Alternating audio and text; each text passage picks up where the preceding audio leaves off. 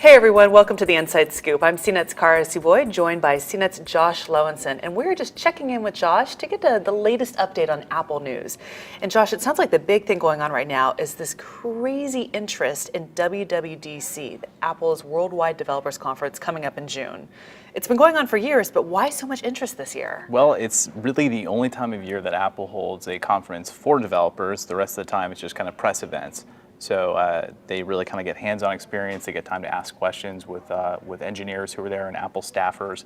But it's also really all about the keynote. That's when they unveil new stuff. They've shown off new iPhones there. They've shown off new versions of iOS and macOS 10, new hardware. It's really kind of their chance to be a part of that with what the press usually get. And what kind of demand are we looking at this year? So typically they have about 5,000 attendees, and all those people sign up immediately. And so this morning it sold out in 2 minutes, which is just crazy. It took 2 hours last year. Incredible. And these tickets aren't cheap either. No, they're $1,600, and you already need to be registered with Apple as a developer, which means you need to usually pay about $100 on top of that.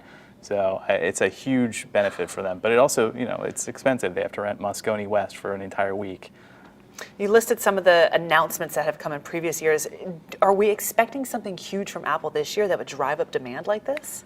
It's really safe to expect just software, which doesn't sound very exciting, but Apple's already said they're going to show off new versions of OS 10 and iOS. So that's for the Mac and for their iPhone and iPad, things like that. They showed off iOS 6 there last year. We got it about 3 months later. They're kind of behind on OS 10, it seems. So we can see both of those things kind of coming together for the public just a couple months after that. But still, this isn't where we're going to see like an Apple Watch or an Apple TV set finally. This is just incremental software update. The key thing to remember is that they're doing this for developers. It's really to kind of give them an early chance to build stuff and get used to new platforms so they can really kind of get their apps and software ready to go. For the more consumery stuff, they tend to hold their own events. So I would expect something like a watch or a TV to be separate. Okay. That doesn't mean that there won't be a surprise. They've done hardware there before. Last year they did Retina MacBook Pros, and like I said before, they had the iPhone. Sure. There's always like a little bit of surprise. Okay. Well, speaking of popular software, this weekend does mark the 10-year anniversary of iTunes.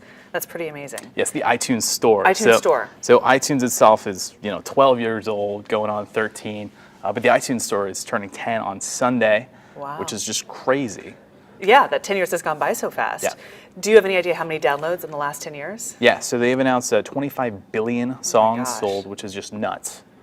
So I think that works out to 15,000 songs per second on average.